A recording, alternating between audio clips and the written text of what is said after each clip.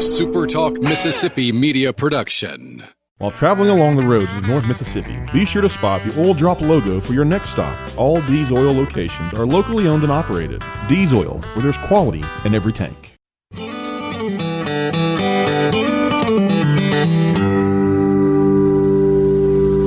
First of all, a shout out to all you folks who've shared with family and friends, and we thank you so very much. It's time for another episode of Mississippi Magic. This one's titled Too Hot to Harvest. A bit of a deviation on this episode of Mississippi Magic. Flexibility is a wonderful thing. That means the subject of some of these episodes that are now part of history, maybe people from other places whose lives and fortunes were forever changed by crossing paths with our state and our people. So it is in this episode when some of the biggest names in Hollywood came to the unlikeliest of places in the state of Mississippi to produce one of the most memorable films in Hollywood history, and that is not an overstatement. A motion picture so controversial and so explosive that even today, when its name comes up, it's done in a whisper of necessary caution. That movie, and the real reason it almost never made it to theaters, in an episode we call Too Hot to Harvest. But first of all, this from our sponsor, the good people at Divinity Equipment, home of Kubota zero-turn mowers, tractors, excavators, backhoes, and more. If you've got a big or even bigger summer job, we've got your partner waiting for you with a deal at Divinity. Because it's that time of the year when we take on big and bigger jobs, the hometown folks at Divinity Equipment, along with Kubota, are offering special financing. But let's just say it's a one summer big or bigger job, and you don't need that piece of equipment on a long-term basis. That's where the rental division at Divinity Equipment comes out on top. For the full listing of equipment and cost, you got to check their website, DivinityEquipment.com. That easy. At Divinity Equipment in Jackson and Highway 51 North in Madison, Mississippi. They've grown their business as an industry leader by settling for nothing less than the highest quality products, most innovative solutions, and services, all delivered with integrity and professionalism. That's why we say when you deal with Divinity, you're in for a bit of Mississippi magic.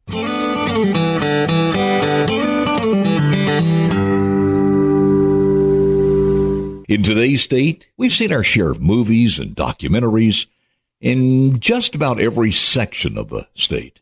And having a successful reality show with TV production crews becoming part of the seasonal hometown family is just a way of life. It's really no big deal anymore. But in 1956, the rumors of making a movie in Mississippi with Hollywood stars coming and mingling with the town folk was about as big as you could get.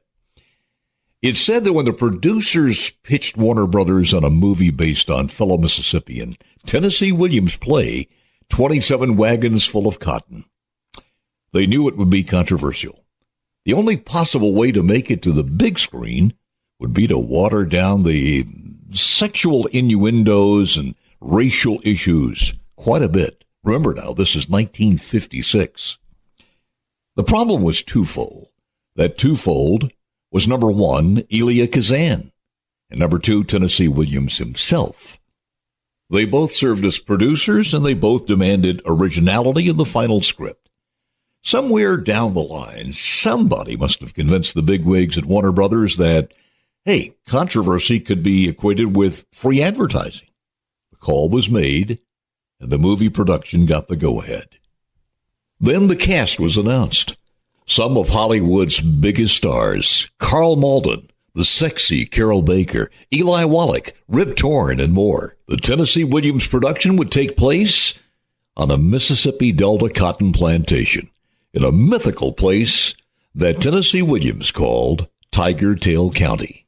The plot itself was made for controversy in 1956. A bigoted cotton gin owner, Archie Lee, played by Carl Malden, a man in his mid-30s who's already struggling to make ends meet, trying to keep up with his flamboyant lifestyle.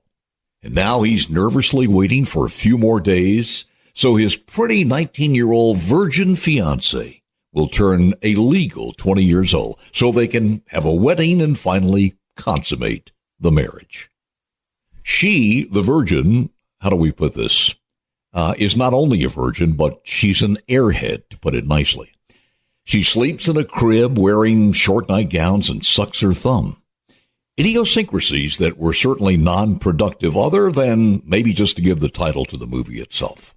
As Archie Lee's financial fortunes continue spiraling downward, his nemesis, an Italian immigrant named Silva Vaccaro, played by the legendary actor Eli Wallach. Well, Vaccaro owns and operates a competitive and successful new gin, and he's slowly taking all of Archie Lee's customers away from him. To make a long plot shorter, Archie Lee torches Vaccaro's gin. Vaccaro seeks revenge, using his Italian charm to steal the vacuous virgin as his own. In a jealous and drunken rage, Archie Lee is arrested as he confronts the both of them, armed with a loaded shotgun. As the promotional trailers were released, controversy was already brewing, some caused by sexy billboards that depicted Carol Baker's now iconic image lying in a crib, sucking her thumb. Oh, this Mississippi film created a monster of controversy. Cardinal Spellman, the Catholic League of Decency, gave it a C for condemned, which meant Catholics were forbidden to see the movie. But there were others who were puzzled over the rancor about the sexuality. For instance, one Episcopal spokesperson said there were other films with a lot worse sexual overtones than this one. So why all the controversy? Well, rumor was it was something else, something besides all those sinful sexual scenes that could possibly send a saintly man to hell should his thoughts become impure. Many theaters did pull the movie in spite of the outrage of censorship from Variety magazine, the ACLU, and so many others. But the Catholic League's objection pointed to reasons for the backlash. For instance, in one scene, Eli Wallach, playing the Sicilian gin owner Silva Vaccaro, where he has his way with the 19-year-old virgin in a farmhouse. And then there was this one famous scene that is still talked about today. It went this way. Apparently on the front porch swing, Vaccaro's hands seemed to be underneath the pretty 19-year-old's dress. There were gasps from the church because his hands were not visible in a close-up shot. In spite of the movie being banned in many countries outside the USA, in spite of it being given a condemned rating by the Catholic League, put on the no-watch list by Time magazine, outrage from members of Congress, and even Tennessee Williams himself, who for a myriad of reasons left the set. The film was seen by millions of fans. Now looking back, the level of sexuality seems benign by today's standards. I should also mention that the film received numerous nominations for Academy and Golden Globe Awards, but really never made a lot of money. It did make Carol Baker into a steaming hot sex symbol for her future movies. It also did something else. It brought Hollywood to Mississippi. To be more specific, to a place called Benoit, Mississippi, and the only antebellum home in Bolivar County. For those of you who've never heard of the famous landmark in Benoit, Mississippi, it's the J.C. Burroughs home. That was the scene for most of the filming, with some done in Greenville and also in Memphis. But to this day, there remains two mysteries of who was really causing all the behind-the-scenes controversy for a movie about a 19-year-old virgin who still slept in a crib. And for that reason, the movie was called Baby Doll. This is the 19-year-old baby doll. She wouldn't let her husband come near her. She wouldn't let the stranger go away. Oh, Mr. Vaccaro, you're certainly not getting familiar. I find you different this evening. Never mind that. Just go while he's still on the phone. You know, people know the situation between us. There's no torture on earth to equal the torture which a cold woman inflicts on a man. What I've done is staked out a lot in hell, a lot with a rotten house on it and 5 complete sets of furniture not paid for. What you done is bit off more than you could chew. Archie Lee promised my daddy that he would wait until I was ready. Then the marriage was postponed. Oh, no, not the wedding. Yeah, but you said Archie Lee waited. Yeah, after the wedding he waited. For what? For me to be ready for marriage.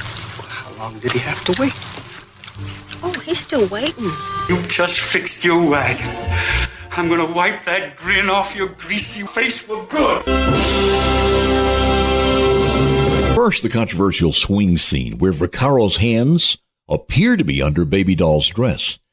According to Elia Kazan, the scene was actually intended to be filmed that way. Why? Well, she explained the reason you couldn't see his hands is because it was so cold he had them warming near well-placed heaters.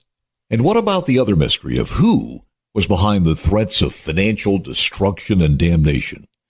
Well, it was never officially proven, but some say it may have been the slang derogatory names used for the Sicilian gin owner named Silva Vaccaro. Names that even back then were as sensitive for Italians and derogatory as the N-word is today. And rumor has it, because those slang words made it into the movie, it caused outrage in some of the highest levels of the mafia, from New York to New Orleans to Chicago to Memphis, Tennessee. History also notes, years later, after the storms of controversy passed, people like Eli Wallach himself said, the movie done in Mississippi was one of the most exciting, daring movies ever made. And with many of the cast and crew getting a taste of Southern hospitality, it opened the eyes of Hollywood that the Magnolia State has lots to offer. But no surprise there. Even Tennessee Williams himself knew that we would win him over with just a little bit of Mississippi magic. A